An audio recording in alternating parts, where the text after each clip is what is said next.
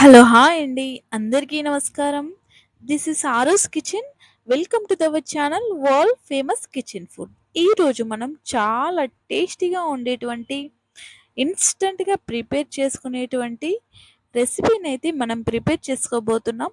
తప్పకుండా ట్రై చేయండి. ఎందుకంటే ఇది చాలా చాలా టేస్టీగా ఉంటుంది. టేస్టీతో పాటు ఇన్‌స్టంట్‌గా మనకు ప్రిపేర్ అయిపోతుంది.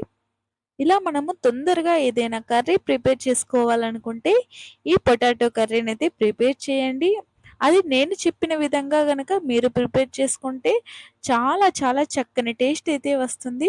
కాబట్టి తప్పకుండా మీరు కూడా ఒకసారి ట్రై చేసి ఎలా ఉందో కామెంట్ అయితే చేయండి. దీనికోసం నేను ముందుగా 500 గ్రామ్స్ వరకైతే నేను పొటాటోస్‌ని తీసుకుంటున్నాను. అలా నేను పొటాటోస్‌ని తీసుకొని చక్కగా వాష్ చేసుకొని మీడియం సైజులో చిన్న చిన్న ముక్కలుగా కట్ చేసుకొని ఇలా నేనైతే తీసుకున్నాను. ఇలా మీరు కూడా తీసుకొని చక్కగా ఫ్రై చేసుకోవాలి. ముందుగా మనం వీటిని సెపరేట్‌గా ఫ్రై చేసుకోవాలి. ఇలా మీరు చక్కగా ఆయిల్ వేసుకొని ఫ్రై చేసుకోండి. ది మనం పొటాటోస్‌ని ఫ్రై చేసుకునేటప్పుడు చిన్న చిట్కా అయితే తప్పకుండా పాటించండి. ఎందుకంటే మనకి పొటాటో కర్రీ చేసుకునేటప్పుడు పొటాటోస్ అన్నీ కూడా స్మాష్ అయిపోతాయి. ఈ చిట్కా గనక మీరు పాటించకపోతే. చిట్కా ఏంటంటే మనం పొటాటోస్‌ని ఫ్రై చేస్తున్నప్పుడు మరీ ఎక్కువగా కలపకూడదండి. అలా మధ్య మధ్యలో అలా అలా అప్పుడప్పుడు కలుపుతూ ఉండాలి. పదే పదే కలుపుతూ ఉన్నట్లయితే మనకు చక్కగా పూర్తిగా స్మాష్ అయిపోతాయి. మనకు ఇలా పీసెస్‌గా అయితే రావు. ఇలా మనం అప్పుడప్పుడు అలా కలుపుతూ ఉండాలి. మనం స్టవ్‌ని కూడా మనం లో ఫ్లేమ్‌లో పెట్టకూడదు. అలా అని హై ఫ్లేమ్‌లో కూడా పెట్టకండి.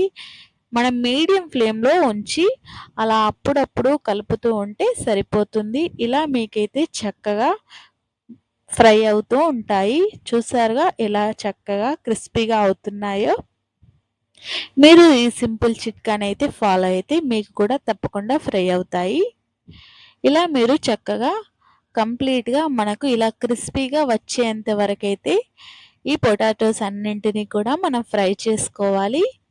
మనం ఇలా ఫ్రై చేసుకునేటప్పుడు ఇక మనం తీసి వేరే బౌల్‌లో వేసుకునే ముందైతే చిటికెడంతా సాల్ట్ అయితే వేసుకోండి. మరీ ఎక్కువ కాదండి. కాస్త చిటికెడు వేసుకుంటే సరిపోతుంది. ఇలా మనం వేసుకొని ఇలా మనం వీటన్నింటిని కూడా వేరొక బౌల్‌లో అయితే తీసుకోవాలి. ఆ తర్వాత ఇందులో హాఫ్ టేబుల్ స్పూన్ వరకైతే ఆవాలు, జీలకర్రనైతే యాడ్ చేశాను. ఇలా మీరు యాడ్ చేసిన తర్వాత ఇలా ఒక చిన్న సైజు ఉల్లిపాయనైతే తీసుకొని చక్కగా చిన్న చిన్న పీసెస్‌గా అయితే కట్ చేసుకోండి.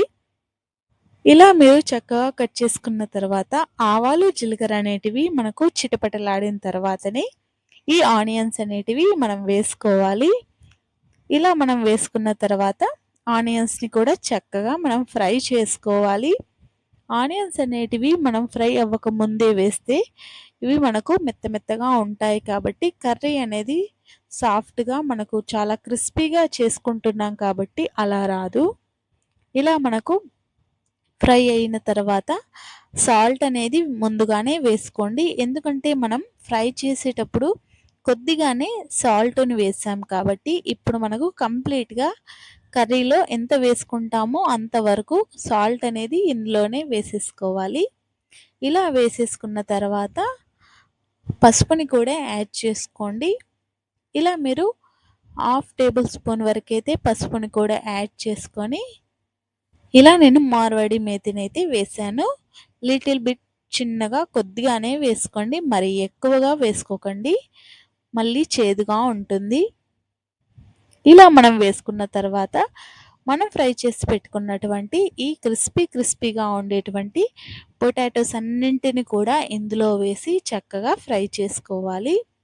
ఆల్రెడీ మనం ముందుగానే ఫ్రై చేసుకున్నాం కాబట్టి మనకిప్పుడు కర్రీ అనేది చాలా ఫాస్ట్‌గా తొందరగా అయిపోతుంది.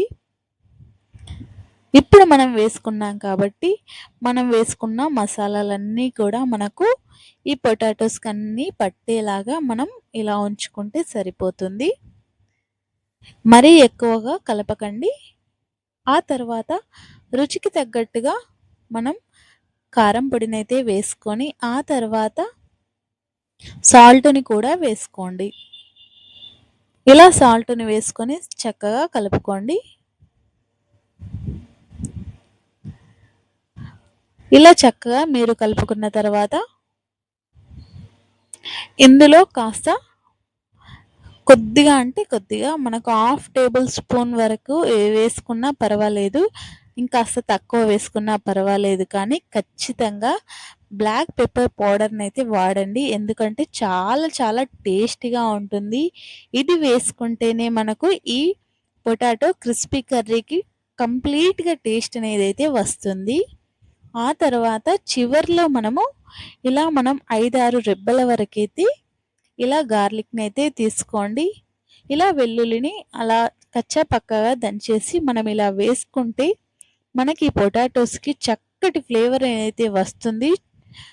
చాలా చాలా టేస్టీగా ఉంది. స్మెల్ అయితే చాలా అదిరిపోతుందండి. చాలా చాలా బాగుంది. చాలా చాలా టేస్టీగా కూడా ఉంది. మీరు కూడా తప్పకుండా ట్రై చేయండి.